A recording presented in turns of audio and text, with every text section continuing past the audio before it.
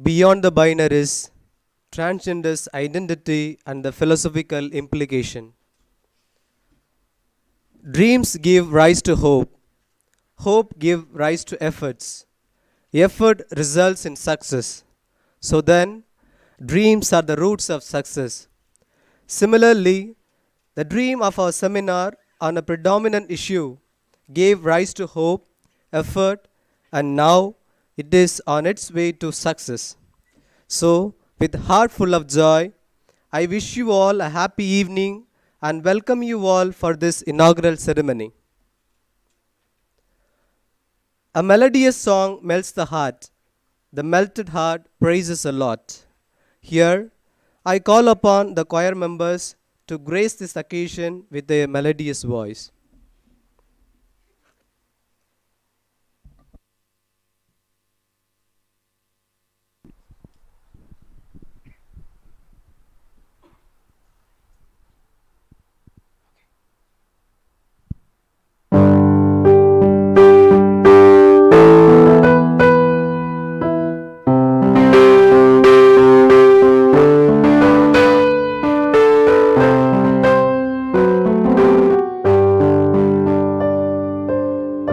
As we gather in this place today, Holy Spirit, come and have your way.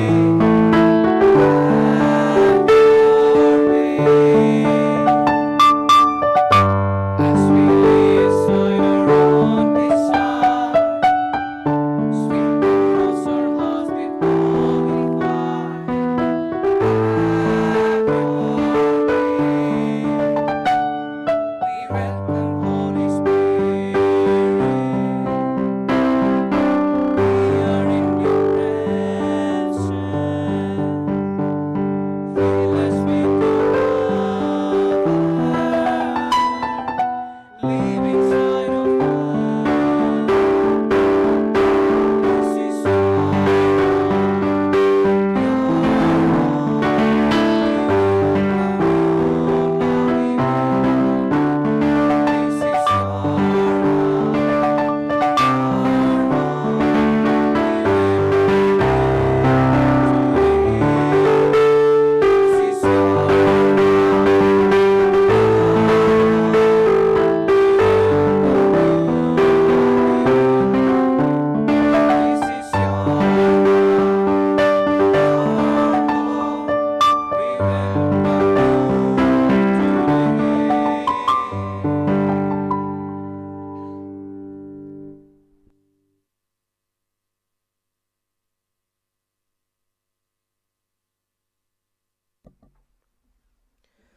Thank you, friends, for the prayer song. For your kind information, please note that the details of the timing of the seminar and the abstract of the papers with the photo of the presenters are available online. Please use the QR code made available in this hall itself. If anyone needs the hard copy of the schedule, you can collect it from the organizing committee. Thank you. The day welcomes the light. The night welcomes the light. And the light makes everything bright. So, now I welcome Rejoy Johnny, the member of the organizing committee, to welcome the gathering.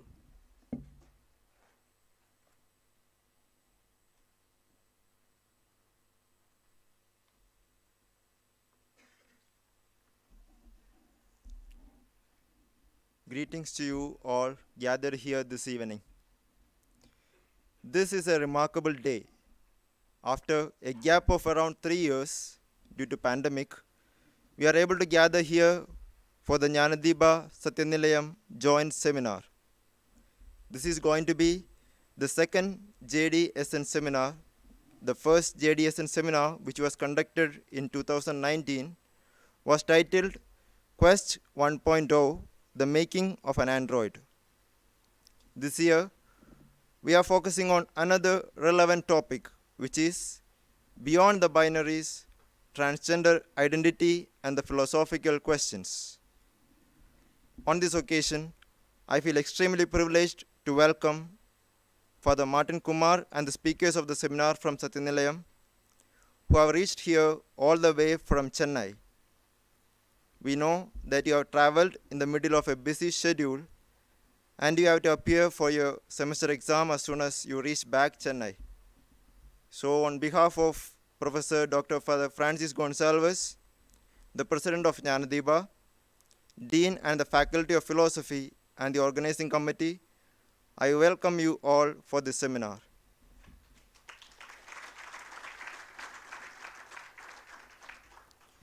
It is a moment of pleasure to welcome all of you who have gathered here. Very especially, Sister Amida Polipatla. She will be addressing us in tomorrow's session. And we have a few students, participants from other institutes, the rectors and superiors of various houses on the campus, the teaching and non-teaching staff, students of JD, and all those joining us through the live streaming. A warm welcome to all of you. I hope that all of us may have an insightful moment as we listen to the papers presented here. Have a wonderful time. Thank you.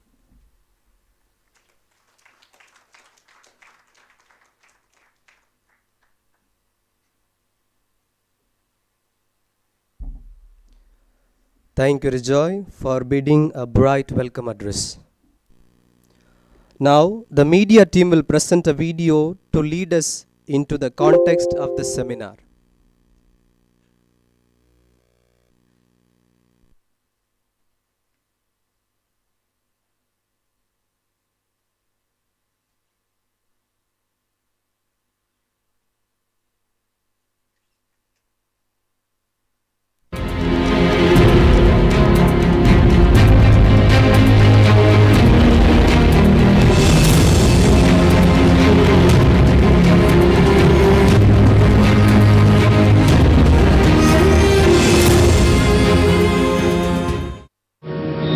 India has an estimated 500,000 trans people based on the 2011 census. Not all of them are kinnars, but even those who aspire to blend into the rest of society and get regular jobs are facing enormous obstacles.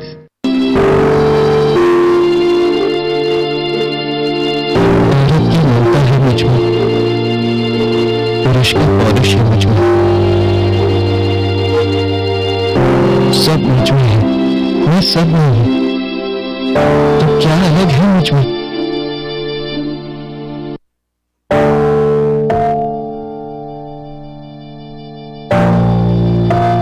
कोई नजर ऐसी नहीं जिसकी गलत नजर न हो। जब ऊपर वाले ने मुझे सब जोड़ कर बनाया, तो क्यों करता है तो फर्क मुझ में? My name is Ghazal Dhaliwal. For the past 12 years, I've worked as a screenwriter. One of the reasons I chose this job was that I never got to see my communities on screen. It's as though people like me don't deserve to have stories. My biological sex was in constant conflict with my psychological gender. A section of India's trans folks have actually been out and visible for centuries, but they're now made to live on the margins of society. For most of us, thriving is a distant dream. Just surviving takes immeasurable effort, resources, and courage.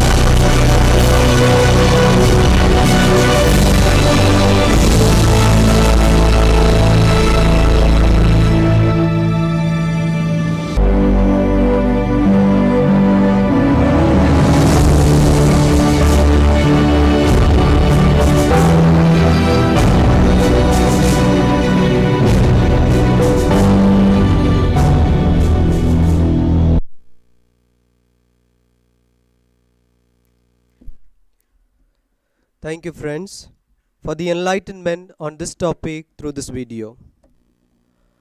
A leader is the one who knows the way, goes the way, and shows the way. Fitting to this quote, here we have a well renowned personality who knows, goes, and shows the right way at the right moment and to the right person. That is none other than Dr. Nishant, the Dean of the Faculty of Philosophy at JD, whom now I call upon to address the gathering.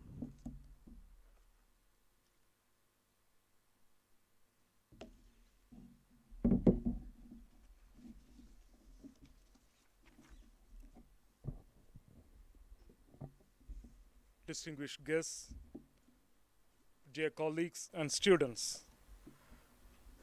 There is a decisive shift of focus in the ecclesiastical studies with the promulgation of the Apostolic Constitution Veritatis Gaudium, or the Joy of Truth, from the year 2018. One of the notable dimensions of VG is the call of Pope Francis for networking and collaboration among ecclesiastical universities and faculties. In the changed socio-cultural context worldwide, characterized by a wide-ranging anthropological and environmental crisis, Pope Francis says there is a need of a wise and courageous renewal of ecclesiastical studies for a more effective mission in this moment of history. This requires a radical paradigm shift, or rather, a bold cultural revolution in his own words, in which the worldwide network of ecclesiastical universities and faculties is called to offer the decisive contribution of leaven, salt, and light of the gospel of Jesus Christ, which is ever open to new situations and ideas. It is with this spirit of openness that we are gathered here to learn from one another. It is interesting to note that Jnanadeepa Satyanilayam networking collaboration began 10 years prior to the promulgation of Veritatis Gaudium, that is in the year 2008. This collaboration has seen ups and downs and occasional setbacks. Now we are resuming this collaboration with new vigor after the pandemic under the leadership of Dolichan from JD and Martin Kumar from SN. What can be a more suitable topic for this seminar than Beyond the Binaries, with a special reference to the philosophical questions on the transgender identity. Let us begin our search with simple questions like, what is a binary? And why should we go beyond binaries? To answer these questions, let us go back to Plato, the founder of philosophical tradition nearly 2,500 years ago. In his dialogue, Cratylus, in an attempt to define man, he raises a question, whether man is a living being or an inanimate thing, whether he is a mammal or a non-mammal, whether he lives on land or in the sea, finally whether he is endowed with reason or not. Through this progressive determination based on binary oppositions, he comes to define man as living being endowed with reason. This either or progression favoring one of the pair in the binary is what has characterized the long tradition of Western metaphysics. That is why from early age the child is led to distinguish from the present from the absent, the subject from the object, happiness from suffering, health from illness, good from evil, man from woman, etc. Throughout life, each of us never ceases to sort and separate things, to distinguish them from what they are not, to oppose them to their opposite, forgetting that the latter are basically different degrees of the same life as a mysterious together. Jacques Derrida says there are many binary oppositions in the Western metaphysical tradition. In each opposition, one of the pair is privileged over the other. The privileged one is the one most associated with the phallus, the male symbol, or else with phonos or logos, speech, thought. However, the other one in the pair is always essential to the first. Now, Derrida employs deconstruction with an aim to undo the historical power imbalances in these binary oppositions by examining the importance of the subsidiary half of each binary opposition. Derrida tries to deconstruct all such binaries, including gender binaries. Derrida distinguishes between two types of going beyond gender binaries. The first one is something dangerous we need to be cautious about, is that which reinforces the privileged gender position, that is, man. With respect to the first, he cautions us as follows. Implicit within the first type of gender neutralization is a reinscription of the masculine subject. He then moves on to the second sort of going beyond gender binary, one that is consistent with his project. He says this maintains the gender difference, but it challenges the gender hierarchy. It is only through laying repeated siege to the opposition that space is constantly recreated for the proliferation of gender difference, including the transgender. Therefore, I am delighted that the organizing committee has decided such a vital and pertinent topic for our philosophical reflection and discussion. I take this opportunity to thank Dolachen and his team, as well as Martin and his team, for meticulously planning out this seminar. I also want to place on record our sentiments of gratitude to all the distinguished invited guests who from their life experience will contribute to our further reflection. I wish the paper presenters, both from our faculty and from Satyanilayam, all the best. Dr. Lawrence Fernandez, the principal of Satyanilayam, also sends his wishes to all of us in the following words. Our greetings, prayers, and good wishes to you all at Jnanadeepa, and wish this academic event of collaboration all success. May it be an enriching experience for all those who participate. Lastly, I owe my sincere appreciation to all the faculty members, both staff and students, for your unfailing presence and active involvement. Thank you, and may God bless you.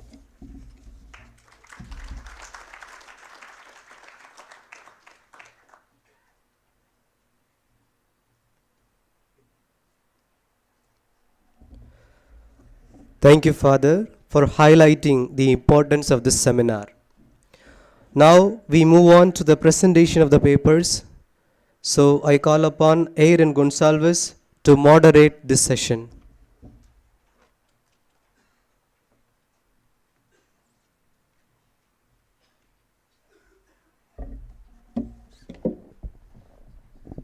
Good evening, dear friends, and once again a warm welcome for this first session of JDSN seminar. So before I invite our paper presenters, I shall read out the structure of this session and a few instructions for the presenters. This session includes 3 paper presentations. Each paper will be presented for 15 minutes. After 14 minutes, a warning bell will be given. Only at the end of all the 3 paper presentations, the floor will be open for discussion. So, now for the first paper to be presented, that is titled Transgender, an Introduction. This paper is prepared by Anupam Dan and Samuel Murmu, third year philosophers from Jnanadeep. I call upon Anupam Dan to present the paper.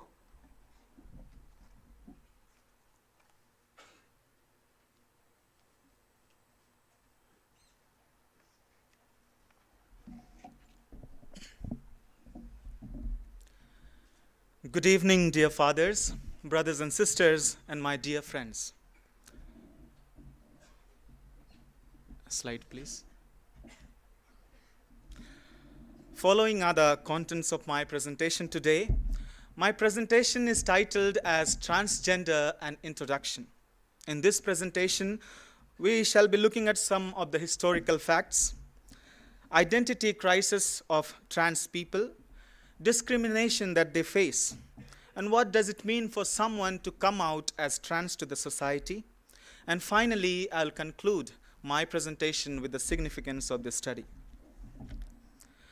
Transgender community is a universal phenomena today. However, many, even educated people, either know very little about the subject or are not confident talking about it in public places. This is a community of those who experience a dichotomy between their sex and gender. Let me begin with a simple question. What really defines us as a man or a woman? Is it our genitals? Is it amount of testosterone or our chromosome? For instance, God forbid, but someone meets with an accident and disfigures his or her anatomy. Will she continue to remain as a man or a woman? You see, the question that I posed in the beginning seemed so simple, but is not so really. And therefore, answering to these questions seem very difficult. Answering these questions seem difficult, and imagine this being a life journey of everyone who belongs to this transgender community. The etymology of the word transgender hails from the classical language Latin, which means across, and therefore transgender literally implies across gender. Since the dawn of human expression, long before the written record or biblical times, transgenders did exist. Approximately 4,500-year-old texts from Sumerian and Akkadian show priests known as Gala who might have been transgenders. Elagabalus, a Roman emperor, preferred to be called as a lady rather than a lord and sought sex reassignment surgery. In our time, he is recognized as a trans figure. German sexologist Magnus Hirschfeld, who developed the Berlin Institute where the first sex change operation took place, coined the word transvestite in 1910. Transsexual was first used in 1949, and the use of word transgender was first recorded in 1971. However, the practices of trans orientation were condemned by different government officials. In 1885, the Criminal Law Act was passed in the United Kingdom, which made all homosexual behaviors illegal. Similar laws were put in place throughout Europe during this period. In India, transgender community comprises of Hijras, eunuch, Kothis, Aravanis, Jogappas, Shivshaktis, etc. Eunuchs have been recorded to exist since the 9th century BC. The word has root in Greek and means keeper of the bed. Men who were castrated were highly sought after to guard women's quarter of royal household. Religions like Hinduism, Jainism, Buddhism give an account of the third gender.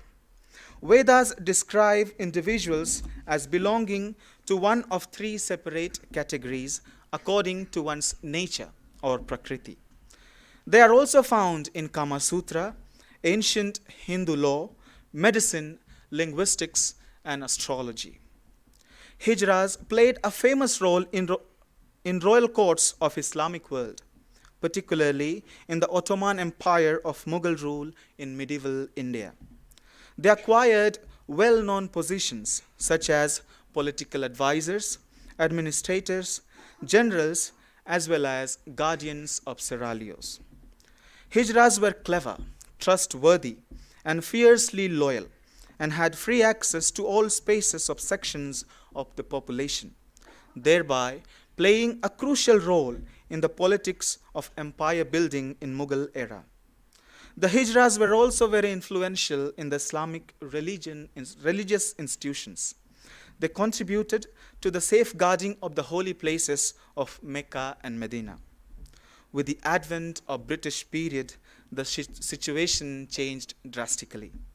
European travelers showed animosity towards hijras and could not comprehend why they were given so much respect in royal courts and other institutions. In the second half of the 19th century, the British colonial administration vigorously sought to criminalize hijra community and deny their civil rights. This pre-partition history influences the vulnerable circumstances of hijras even today. Many of us, perhaps, use transgender and transsexuality interchangeably, but technically that is incorrect. Transsexual refers to a person who identifies as an opposite sex of that which he or she was assigned at birth. Transgender, on the other hand, includes transsexual people. The term transgender encompasses many other identities, such as gays, lesbians, bisexuals, intersexuals, asexuals, and people who are inquisitive about their sex. And therefore, all transsexual people are transgenders, but not all transgenders are transsexuals. Gender and sex are not the same, on which perhaps we'll all agree. However, it is good to get familiarized with the term gender, as it includes transvariation in terms of gender identity, gender expression, and gender transition. Gender identity is one's internal sense of who they are, being a woman or a man, boy or a girl, or between or beyond these genders. Gender expression is an external representation of one's gender identity, usually expressed through behaviors and signals such as clothing, hair, movement, voice, or body language. Gender identity and gender expression usually go hand in hand. For the way one feels internally will be reflected on his behavior and character. It is also important to note that one's gender identity and gender expression may be completely different from one's sex. For instance, a boy child may grow up behaving like a girl child. Though he is boy by sex, he may identify his gender with those of his opposite sex and thus behave likewise. Gender transition is a process of making changes so that a boy or a girl can live with his or her gender identity. This transition involves a series of reassignment surgeries. This may include hormone replacement and sex reassignment. The world today seems to be very progressive and inclusive, but unfortunately, even today, trans people find it very difficult to maintain their dignity and self-respect. They face discrimination in different degrees at various places. Cultural misunderstanding leads transsexual and transgender people, especially children, to become homeless and engage in variety of street activities, including prostitution and drug trade. They also experience discrimination in the workplace. Trans people have difficulty getting a regular job, resulting in an unemployment rate of 40%. Transsexual and transgender rejection leads to the loss of charitable services. They also suffer discrimination at school. The primary danger of them are bullying and violence. According to a report of the National Transgender Discrimination Survey 2011, the rate of school harassment for transsexual and transgender individuals is estimated at 78%. The rate of physical assault is at 35%, and the rate of sexual violence is at 12%. Individuals in the community have valid and unique healthcare issues that should be addressed by medical authorities, employees, and government for both ethical and practical reasons. To effectively address these needs, the people involved need to understand the nature of TSTG people. In the recent survey, more than 50% of TSTG people reported that they had to educate their medical providers on their treatment. It is also encouraging to see that medical schools in United States and Canada recently provide approximately 5 hours of training on LGBTQ medical issues. Because trans people look differently from cultural expectation, they easily become subject to public rejection and harassment. A report of National Transgender Discrimination Survey shows more than 53% of TSTG report being harassed and disrespected in hotels, airports, and restaurants. Harassment from those government and non-government entities that are supposed to assist them also have been recorded. There is a denial of equal treatment by government officials at 25% rate.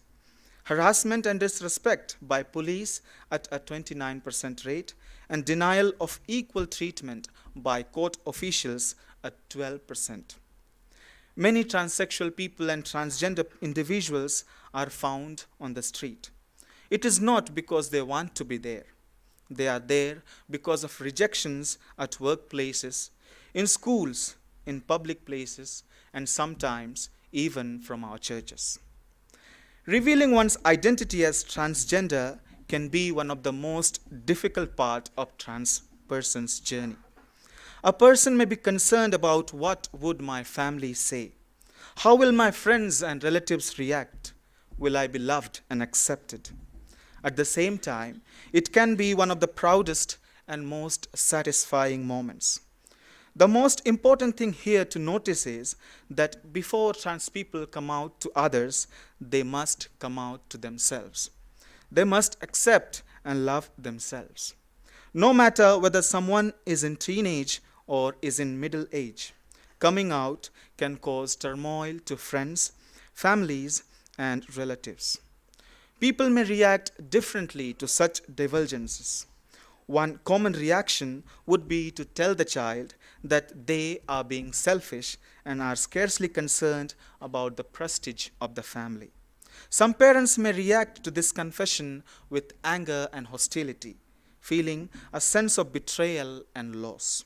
On the other hand, some parents may show solicitude to their child's anguish. Why do we need to understand transsexuality and transgender people? The short answer is that both individuals and government officials are naturally inclined to reject transsexual and transgender individuals.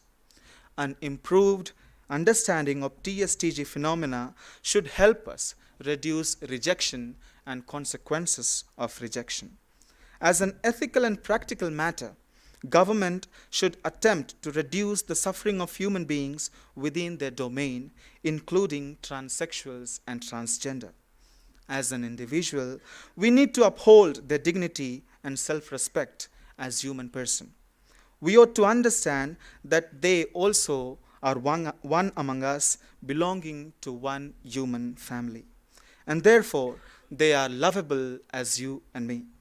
It is fitting, therefore, that they are accepted, respected, and valued.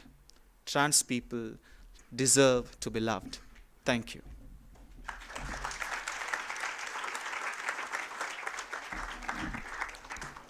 Thank you, Anupam. Definitely, this paper has cleared many concepts regarding transgender identity and has highlighted the significance of understanding the subject matter, in this case transgender, in order to uphold human dignity. Up next, we have a paper titled An Empirical Study of Transgender Experience, prepared by Arokya Raj and Arokya Pradeep, first year and second year philosophers from Satya Nilayam, respectively. I call upon Arokya Raj to kindly present the paper.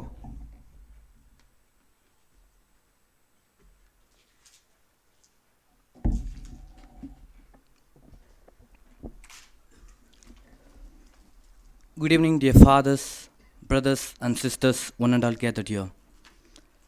I heartily welcome you all for a presentation on an empirical study on transgender experience to envisage a transformed world possible for a transgender. This empirical research discourse is undertaken as a case study of a 26-year-old transgender. As ordinary men and women, we find possible numerous ways of living in this finite world amidst uncertainties. If so, why cannot this world be possible for a transgender to live a normal and accepted life? Unfolding the experiences of her internal self, she finds how this world that has got perfect ideas for living a life of transgender can affirm the mundane experiences and expectation of her life. This is what I mean by a trans world, a world with a transformed view of transgender. Why not synodality for transgender if it speaks of communion, participation, and mission which can be applied beyond gender as it calls to embrace everyone in the world since the church calls it a common home? We see something, but we actually do not know what it is. Certain things are perceived only internally, and certain others externally. Transgenderism is one such concept with a dualistic view of external observation and internal familiarization. Everyone in this world, one way or another, tries to correlate their gender with their sex, which is not always real. Gender is something beyond sex and physical attributions, for the proof of what gender a person is lies within the brain. Let us see the empirical expressions of a transgender. Bhavya, a 26-year-old transgender, was interviewed for this research paper. At present, she is in Chennai as a social activist in Born to Win organization after a sex reassignment surgery in 2009. She found her true self at the age of 13, and from then she faced lots of unpleasant experiences. Parents could not tolerate her true self for being and becoming as she was. After finding her femininity in a boy's body, she started to walk like a girl and to adorn herself with mehendi and cross-dressing. But she was punished and tortured for all her real self. School life played a vital role in wounding and creating an isolated world. A bitter experience was once in school. Boys forced her to use the ladies' restroom, so she had to control herself and find time when boys were absent to note her using the urinal, though he was a boy. This added more inner pain, which questioned her possibility of living a moral life, a normal life. Her inner struggle. After knowing her true self, she joined the transgender community and started dressing like women and gone for collection for her sex reassignment surgery. Begging for money was her only option, which caused her extreme humiliation, but it became a routine. Alternatively, she also tried to work in shops, a salesperson, and earn money, but due to sex torture, she had to become a product of sexual pleasure for those who consider abusing transgender as fun. She could not find any security within the walls, but only in the streets. Thus, she made her heart and mind accept verbal abuse rather than being tortured by sexual abuse. The exploration of herself was merely a persecution of her dignity, not with swords but with words that marked a permanent scar on her living. Finally, she got enough money and support to undergo SRS in Bangalore at the age of 17 in 2008. The operation was just like cutting and patching a bundle of waste papers due to lack of Transgender Protection Act. Only in 2019, SRS was legalized. As her SRS was performed before the act was passed, she had to move away from the hospital on the very same day of the surgery. Indeed, it was a rebirth. Amidst the pain and persecution of the operation, it was a great sense of victory toward a possible future. Eventually, she felt that she was accomplished her goal. As the saying goes, nature made a mistake which I have corrected. Though it was a reverse order of nature, she finally found a place for her forbidden psyche that existed inside. From that moment, she was no more he, but she. If it was so much pain, why should she undergo such a brutal surgery? Might be a casual remark. It was not merely for the sake of a change of appearance, but for the affirmation of one's gender for a possible and transformed future. There have always been individuals who do not come under the normal expectation of gender binarism. It may be because of the biological difference that has derailed from the pre-established understanding of what is considered to be normal, or because of their unexpected newness against social expectations. Nevertheless, the urge for SRS in order in transgender minds and bodies, because medicine does more than the simply pathologize, recognize, or canonize such behaviors of these forbidden individuals. The rituals of transgenderism. She was isolated for 40 days without looking at mirror and men. After 40 days, the real celebration of life took place. All her preferred dishes were asked in advance, and she was fed well with them, symbolizing and cherishing the new taste of life. It was similar to the function when girls come of age that takes place in Tamil culture. Then she was taken to the nearby river where she was advised to show her genital to the water.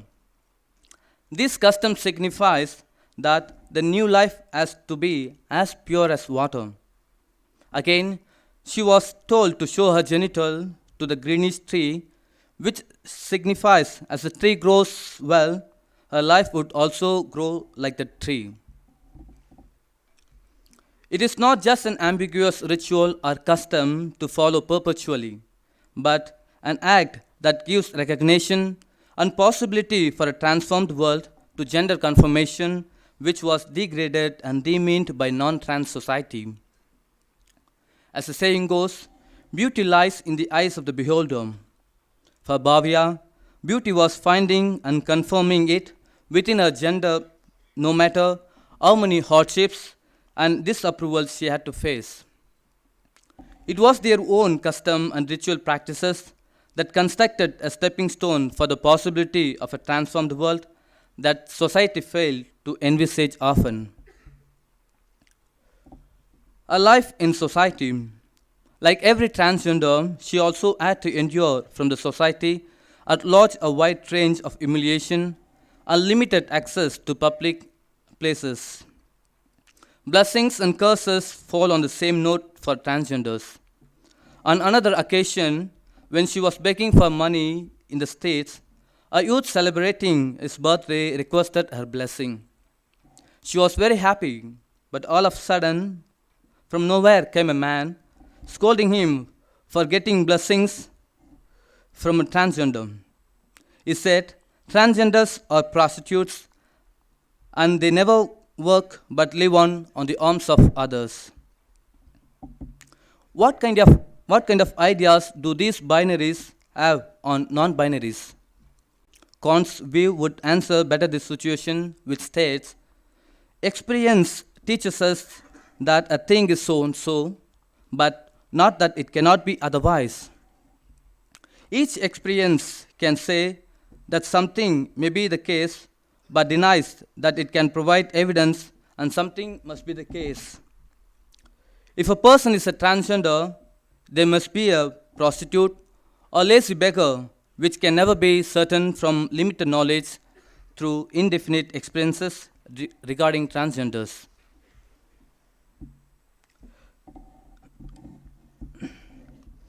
The acceptance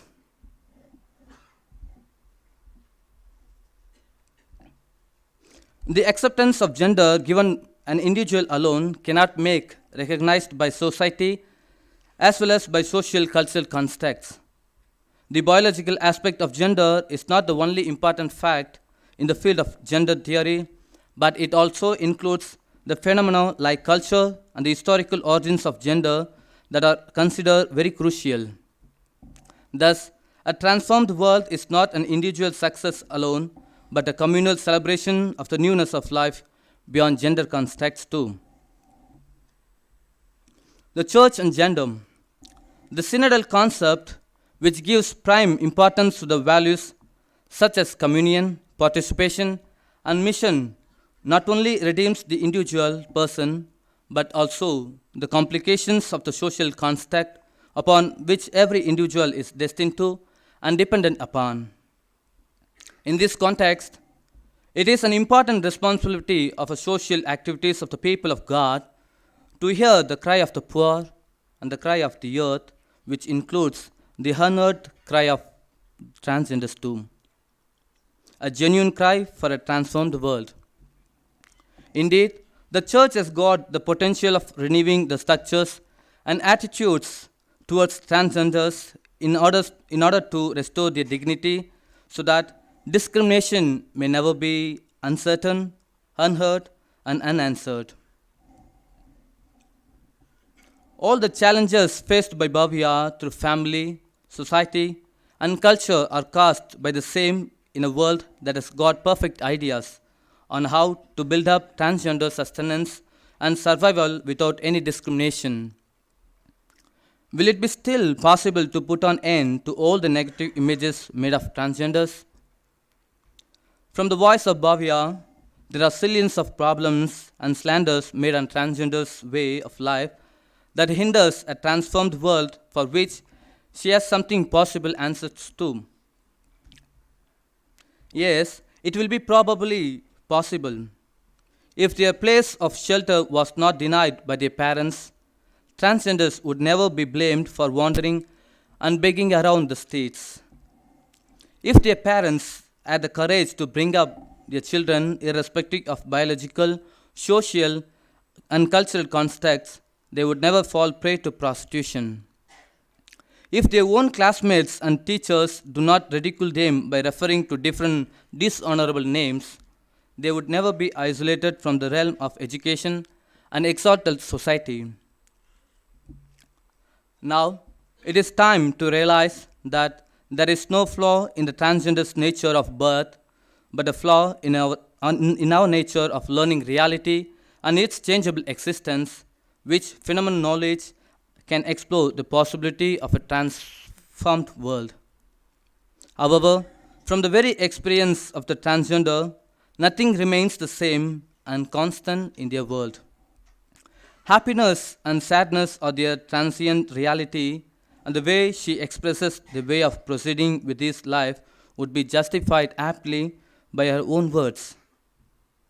These too will pass away in our trans world, but nothing fades away. Making a transformed world might be possible if the constructed idea of the gender binary is reflected beyond. For a transgender's life is not a defective gender, but a different gender as it has its own uniqueness. Thank you.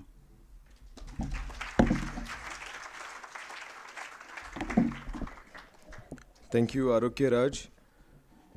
This paper has expressed the ground reality that transgenders face in the society. It has also explained the concept of identity, which is essential to grasp the particular transgender identity. The final paper in this session will be presented by Lindsay Lobo, currently pursuing his licentiate in philosophy in Jnanadeep. His paper is titled Perception and its Effect on Mental Health in Transgenders. I call upon Lindsay Lobo to present his paper.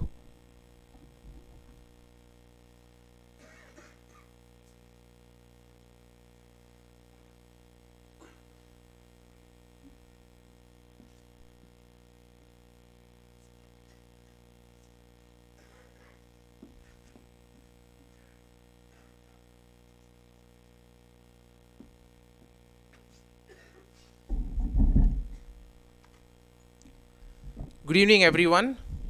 So, before we can begin, let me ask a question. Is there anyone in this hall who has not traveled by train? Okay, so the question applies to each and every one of us. When we see transgenders, what is our first reaction? Let's be honest here. Anyone? Okay, the sound of the clap, that's there, but what is your reaction? How do you feel when you see transgenders? Okay, there's fear. Any other? Disgust, pity, etc. Okay, now today after my presentation, I hope that when we next time view transgenders, we may look at them from a different perspective. So, first and foremost, transgenders basically refers to individuals whose gender identity and expression do not normatively align with their assigned sex.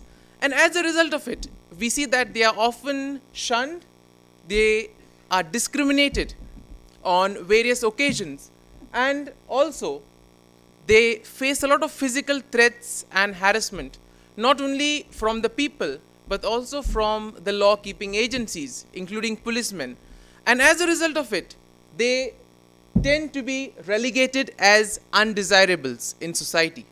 So in a way, all these factors, which we will see in this presentation, leads to amount of stress and something which has a lot of effect on their mental health. Now, transgenders' perception in society was not always the same.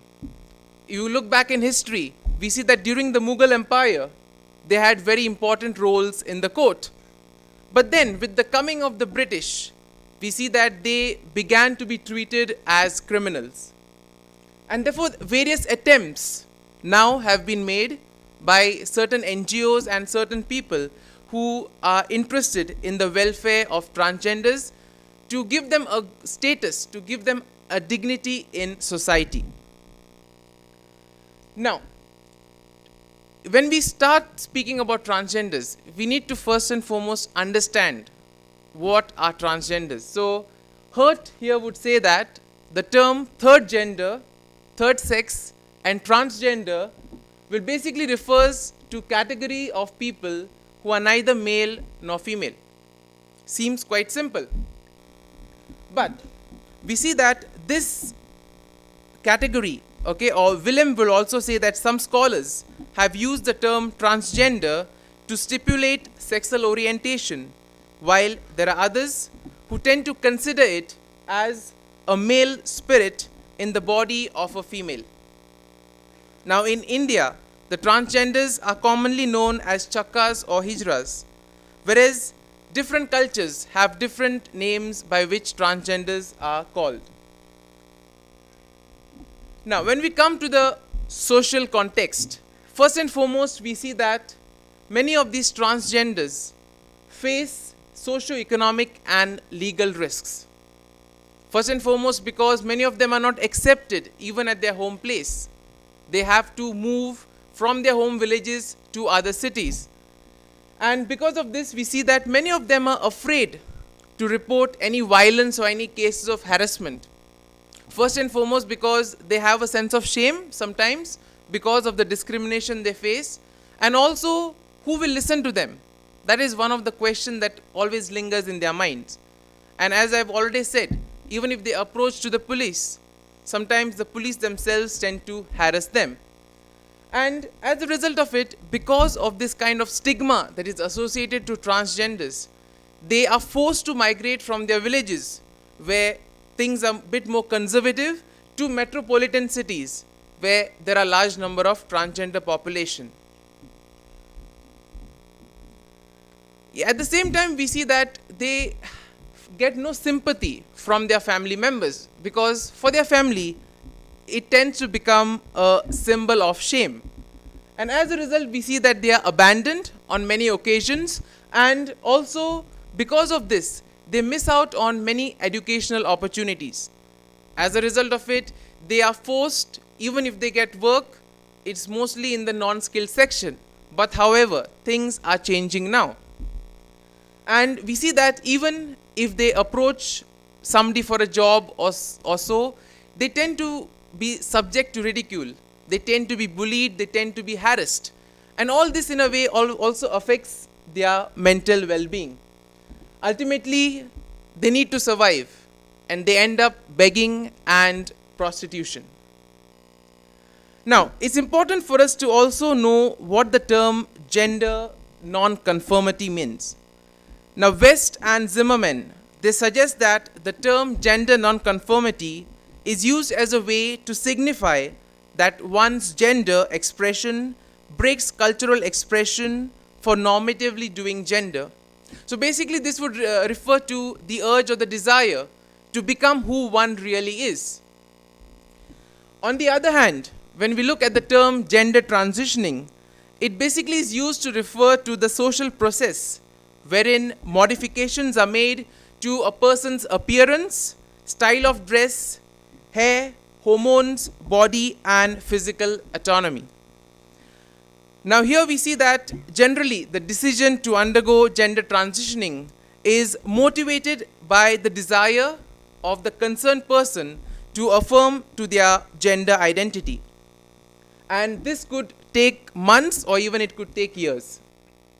Now, what do you think are the causes of this discrimination? Is it because of some bad experience that they have?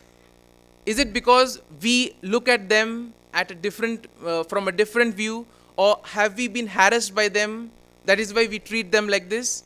Well, we need to question this. The next time we meet transgenders or we encounter them, we need to go back and think, why do I react to them in this particular manner? Now, we see that there's also this debate that is ongoing between the doing and undoing of gender. Risman would indicate that some scholars have suggested that there is an overemphasis on gender conformity, and this has resulted in the tendency to ignore instances of gender resistance. And definitely among scholars, there is also this ongoing debate about the doing and undoing of gender in society. Ultimately, we need further research to get into some more insights. Now, transgenders in India, they are harassed. They also face a lot of discrimination. There are also stigmas, and they are also ostracized, which did not exist before. But at the same time, we see that they also were part of certain religious customs and traditions. Now, going back to Hindu mythology, we see that there is the story of Iravan, who was destined to marry Moini. Now, he was supposed to have been self-sacrificed to the goddess Kali, but before dying, he had this desire to get married. Now, who would marry somebody who would die in a few days? And therefore, we see that it was Lord Krishna who took the chance and turned into Moini. And after the death of Iravan, he followed all the Hindu death rituals and then returned to his original form. There are other myths also which refer to Ardhanari, that is the appearance of Shiva as half man and half woman split in the middle. Other myths would also include Lord Ayappa, and who was thought to have been conceived as a result of homosexual union between gods Shiva and Vishnu.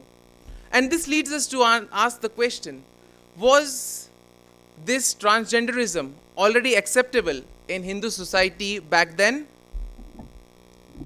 Well, we see that transgenders also perform various rituals. For example, they are called to bless weddings and also to give their blessings at the birth of newborn. Similarly, at the first hair removal ritual of children, they are also called. And also you have the Kut Andavar temple ritual which takes place in Tamil Nadu. Now, what are the effects of social perception?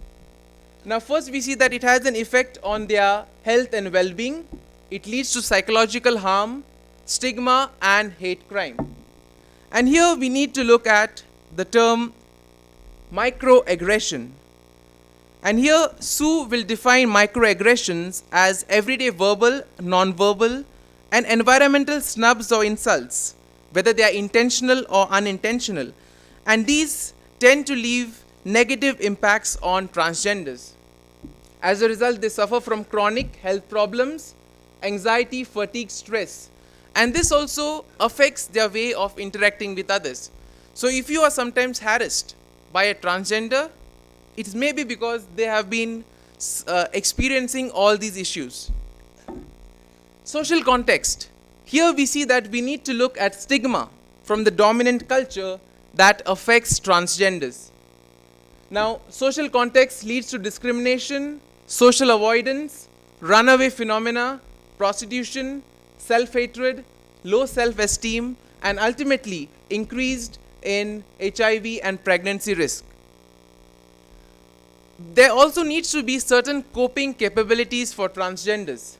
And when we speak about these coping capabilities, it would refer to mechanisms that they use to cope up with their stress. We need to make a difference between the positive and the negative ones as well. And therefore, you also need to consider certain long-term perspectives or long-term outcomes of these coping mechanisms. Now, what's the role of stigma in mental health? We see that stigma refers to mechanisms that society uses to establish control over groups. And this leads to adverse health effects, which also affects their access to employment and prevents them from seeking health care. Now, when it comes to hate crimes, basically hate crimes refers to violence acts that are attempted on them or acts which result in bodily injury.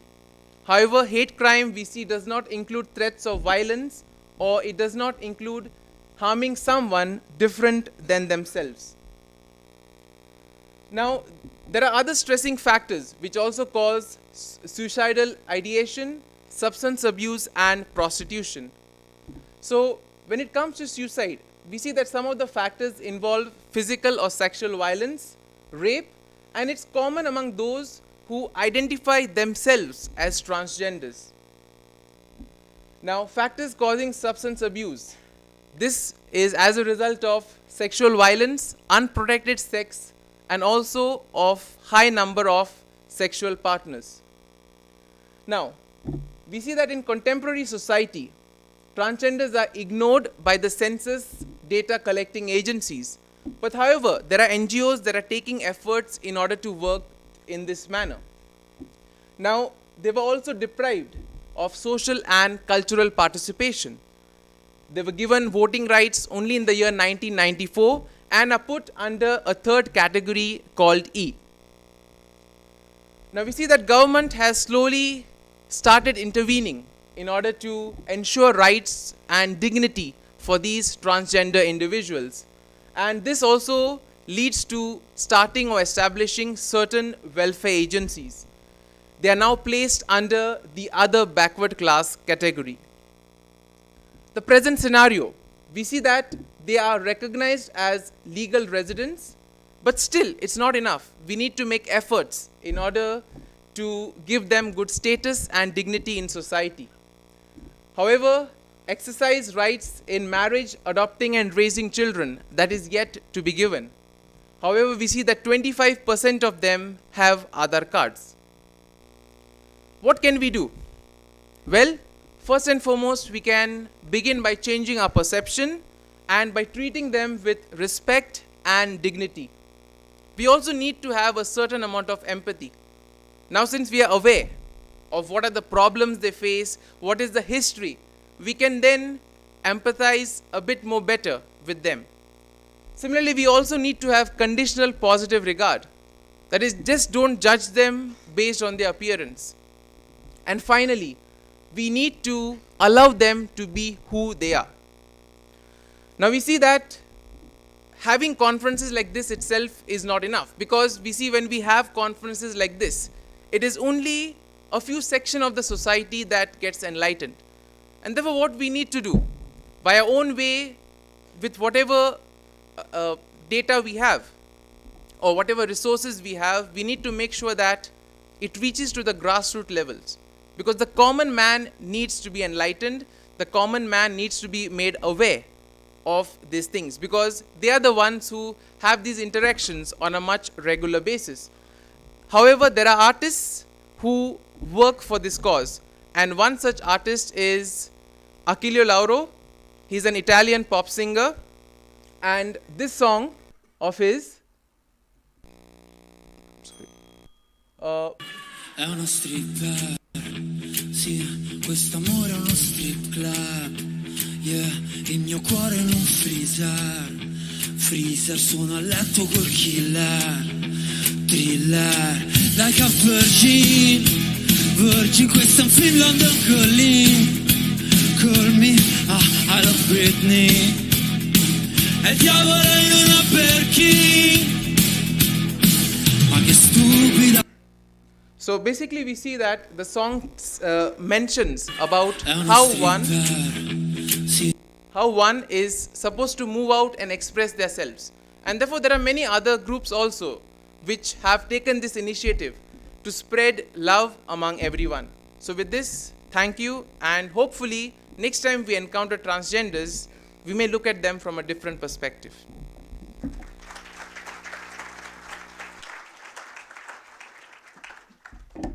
Thank you, Lindsay Lobo. This paper has highlighted the amount of discrimination that transgenders have to face in our society, given the fact that they played an important role in our ancient culture. It has also attempted in understanding the mental health of transgenders who conform and those who disregard societal rules. Well, now, I request all the paper presenters of this session to kindly take their seats on the dais.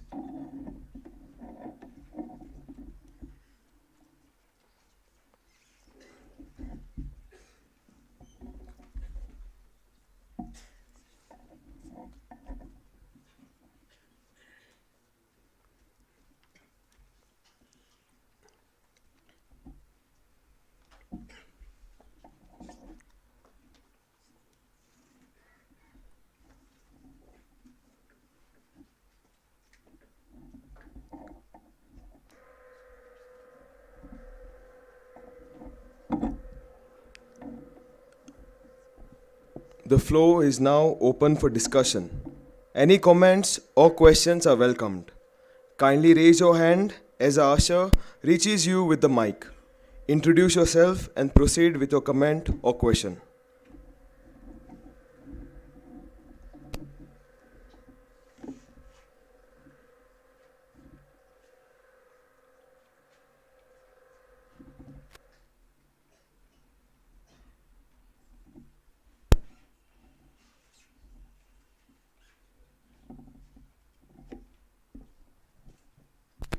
All right, we have Father Sebastian.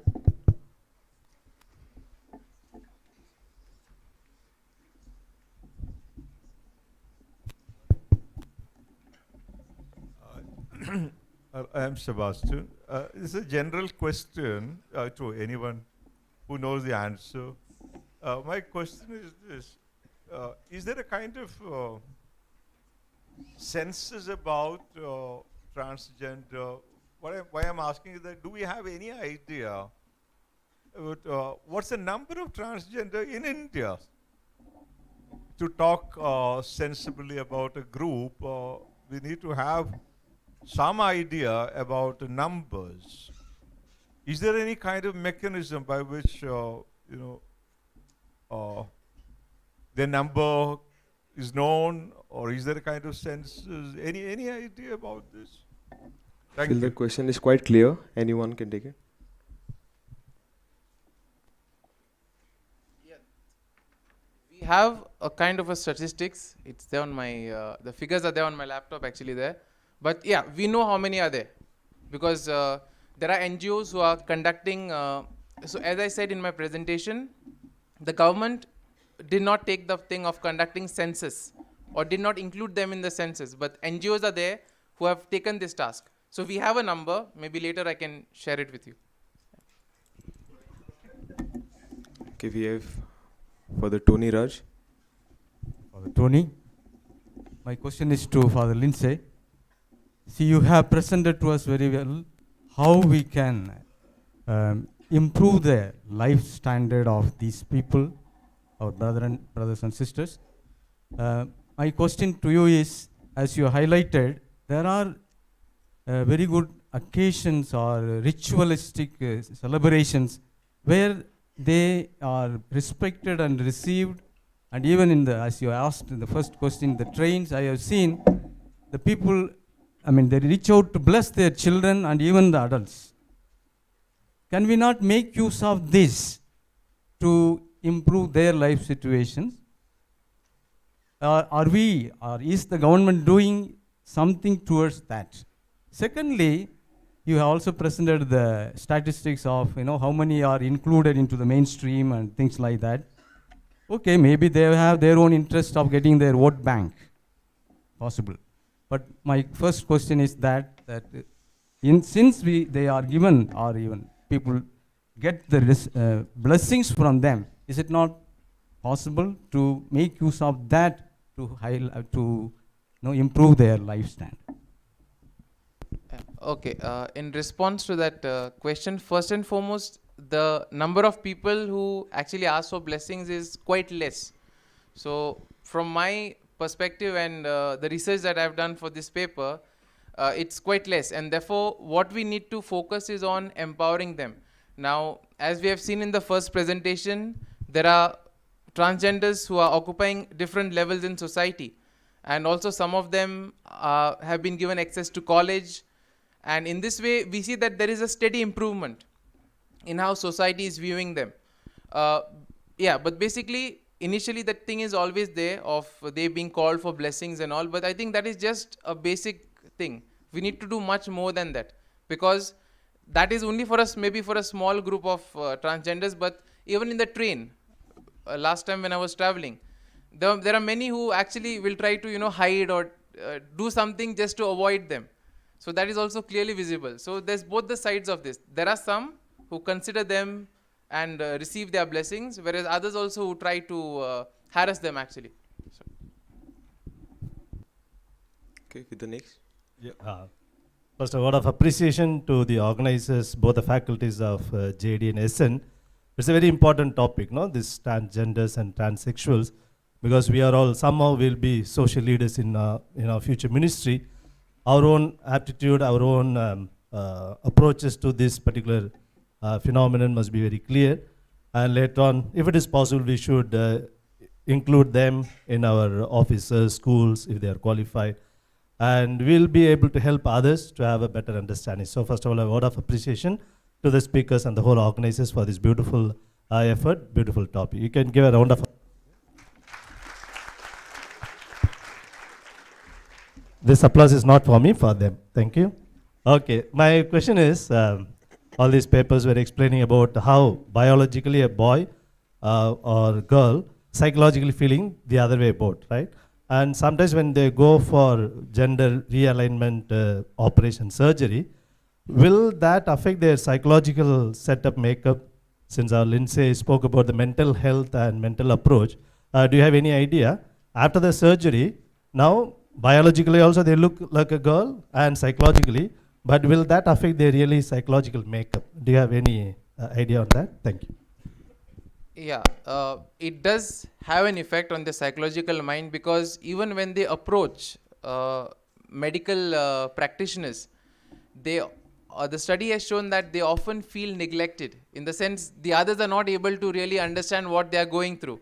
So even if they have maybe changed their physical dressing style, or even with the surgery, but ultimately there is some kind of thing that remains within them, which ultimately leads them towards depression and all these things. And the worst part, what anybody can have, is the other person not really be able to understand. When they go to the doctor, they go to somebody for help, the other person is not able to perceive what they're exactly going through. So this in turn contributes to that. I feel it's answered. Any more questions? Just to add to that point, whether I am visible, I am Sister Amita. One person asked about the number of transgender persons in India. We have 4.9 lakh as per the census of 2011. And we have also state-wise census about transgender persons. So each state is given the number of transgenders.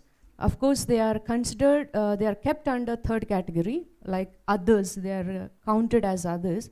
But now after the census, we have the number actually. But how far it is true, we are not sure. But as for the 2011 census, we have 4.9 lakh, and each state has a number. And the second thing, when somebody asked about the operations surgeries, they are called as gender affirmation surgeries. So it's not about just removing their genitalia and having the female organs or male organs. Of course, it is more of outside appearance, but the anatomy of the boy remains same and the girl remains same. They can only do the outer appearance changes. But once the gender affirmation surgery is done, or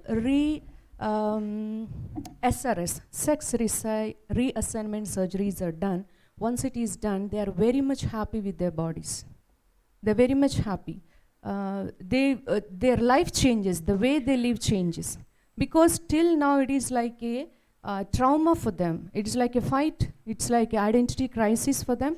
Because body says something, mind says something. It's always a fight between the mind and the body. But once they undergo these surgeries, gender affirmation or SRS surgeries, they are very much at ease with themselves. They are very much at ease, and they life changes. The way they live their life automatically changes. Thank you. Thank you, sister, for your information and insights. We have Father Nishant here in the front row.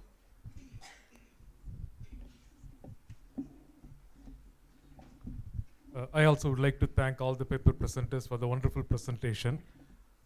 Both Anupam and Lindsay, you underlined one point. It seemed to me you were suggesting that many of our misconceptions are remnants of colonial heritage.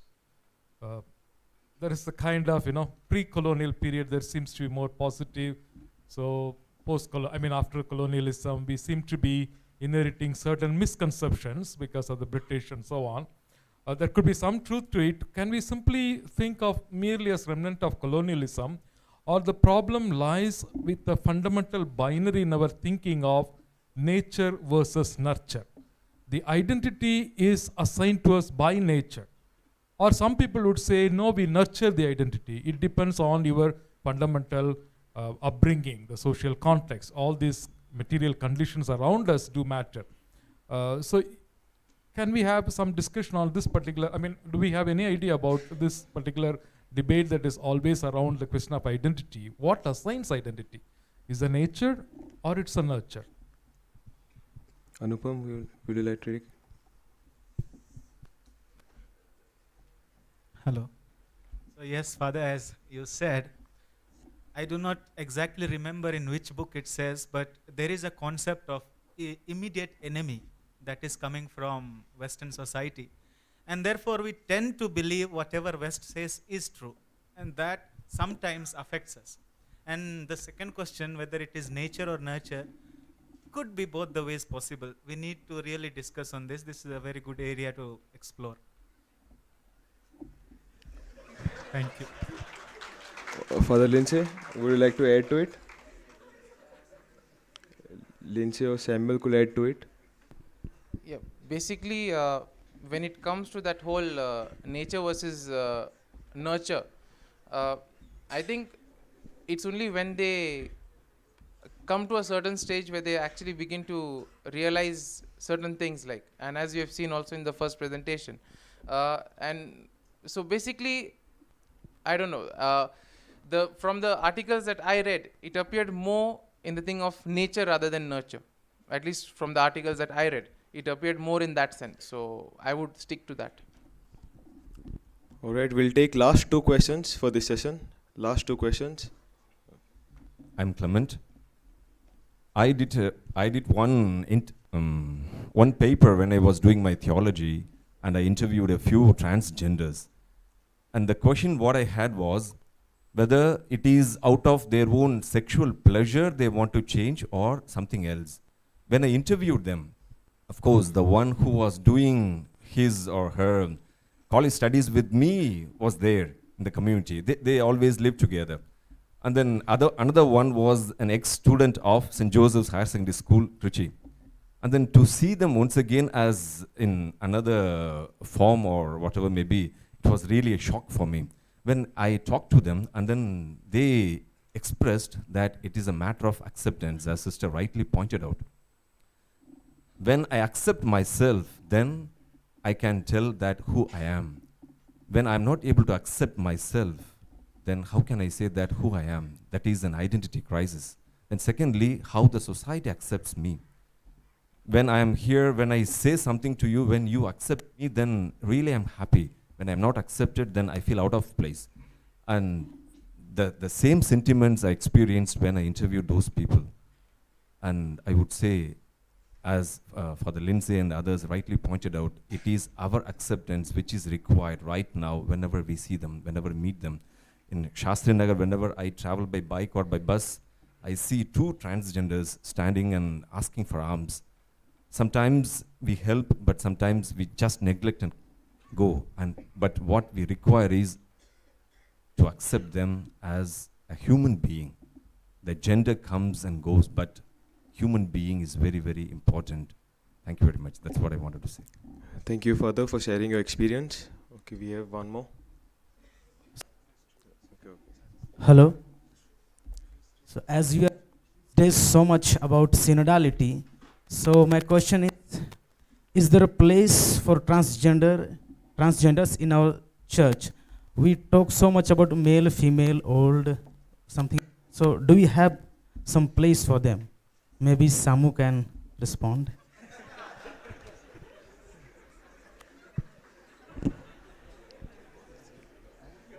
Okay, we have Arokya. Actually, okay. for that we have tomorrow one session. Joshua will take up that part. Okay, Arokya Raj or Arokya Pradeep could reply to this. Yeah. Yeah, still they are founding to give some place in the synodal concepts where the communion and participation and mission takes place, no? Still, the mission, they are trying to cover the people, but actually they are not included so far. That's the answer. Okay, we'll take a few more since many are raising their hands. Okay. I always had this basic doubt, anyone can answer. So there are both transgenders, like boys who changed into girls and girls who changed into boys. How can we make out if a transgender is initially a boy or a girl? Am I clear? Okay, I think There one are of you all could just explain the. Okay. Yeah. A sister who's gonna. Yeah. I don't know whether anyone can answer. Okay. It's okay. It's very simple to understand them. Actually, there are two types. One is trans man, another one is trans woman. For you to understand in a simple way, you address them based on their dress code. When you see a transgender, if they are with female attire, address them as whatever names you call, akka or whatever it is, sister or whatever it is, depending on their age. Simple is that. Second thing that you need to understand is when boys become a girl due to transition, we call them trans man. They're not real men, but because of transition, they became a trans man. Trans woman is the the boy, one who becomes a girl. Okay? When you use trans woman or a man, it's very simple that they are not, if I say trans woman, it is not a female person born as a boy. If I say a trans man, they're born as girls, then later due to transition became man, but you can address them based on their dress code. Thank you. Thank you, sister. Okay, we have one at the left, in the back row. Yeah, in the left, yeah, left corner.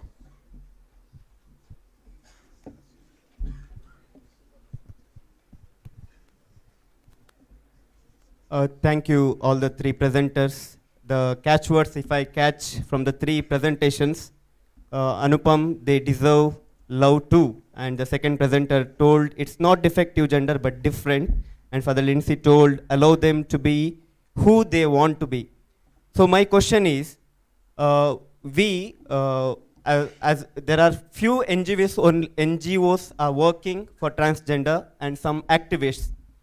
Is there something that we can do collectively so that the transgender people feel loved and want to be what they are, even being different. Thank you.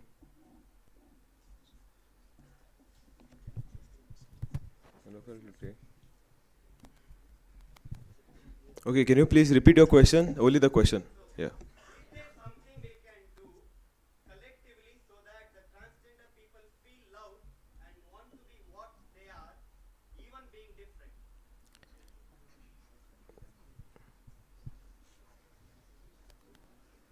I think Anupam and Lindsay could reply to this. See, first thing is to become aware what this thing is. Once we are aware of this, we'll be able to accept them. Once we accept them, we'll be able to respect them. If we respect, we value what they are. And then, if we accept, respect, and value their dignity, they will feel good, respected in being different from us. That's the answer, I think. Thank you. Okay, my view would be like, we can take two approaches to this. One, any small action that we do towards them, okay, could make a big difference. Because supposing if you find some transgenders there, and if you speak to them, approach them in a nice way, maybe there is somebody else who's watching you, observing you. He also may, do the same. Like for example, from my personal experience, as Father Clement rightly pointed out, the two at Shastri Nagar, I almost meet them every day when I go for a jog. So it's just a simple smile that can make a big difference, Secondly, now since most of us are quite equipped with mass media, social media, we can try at our own level, to do some awareness campaigns. Because the grassroots level, the people who are the common man, okay, they need to know this. I mean, intellectuals knowing, intellectuals discussing, having debates, yes, fine.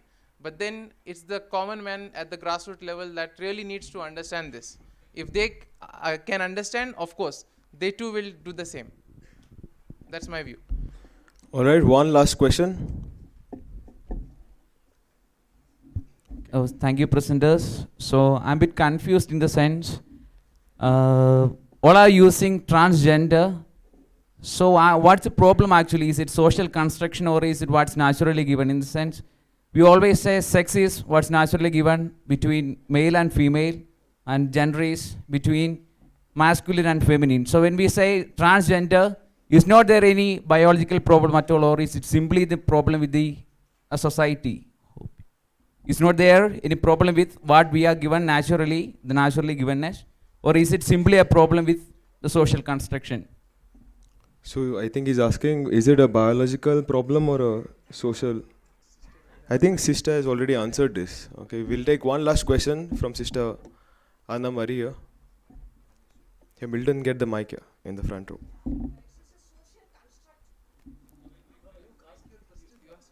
No.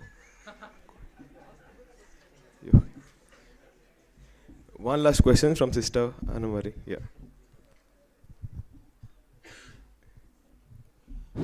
So this, what I said is, it's a social construct. What I want to tell you at this present time, this Yuval Noah Harari is a present thinker of the world. He is also belong to this community of this LGBT. But when he thinks about the whole world for the humanity, and why not we take this step? Only accepting, recognizing is not enough. As a ecclesial, as a Christians, we need to, this is the right time to think and propose some models and methods where they can be included and accepted, and they also will be blessed. And we have to give some opportunities in our institutions, in our educational or church, whatever level we can help them. That will be the best point. Otherwise, we will think this is the first step. Second, no. We have to put into action. What are the actions you are going to take place here? I ask you, what are the new actions you are going to propose at this moment to the community that we can also take into consideration and act into? Thank I you. think this can be taken by Arokya Raj or Arokya, since it's related to church. Yeah.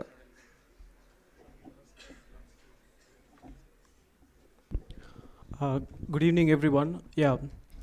Considering the action, the effective measures that we can take is, actually, first of all, we should have understanding where do they really come from. They come from our parents. So from our research also, the individual, what she shared is, if our parents don't send us streets, we are never prey to prostitution or we are never beggars. So it starts from their parents. So if we are able to not only giving an idea to us, not only giving an idea to a person who is really a transgender, but to their parents. If you are able to educate their parents, the parents of the transgender, and if they are visioned in a very positive way, that it is your children who you have given birth, and you have the love and responsibility to take care. So if parents are well educated on this and well motivated by our support and by our own way of expressing the positiveness of understanding and accepting transgenders in our own institutions, then the hope will generate. That's our point of view. All right, with this, we come to an end of this session. Tomorrow, we shall begin with the second session at 9 a.m. at this same venue. Thank you for your active participation and interaction. So once again, let us put our hands together for our 5 presenters. So good night and see you all tomorrow.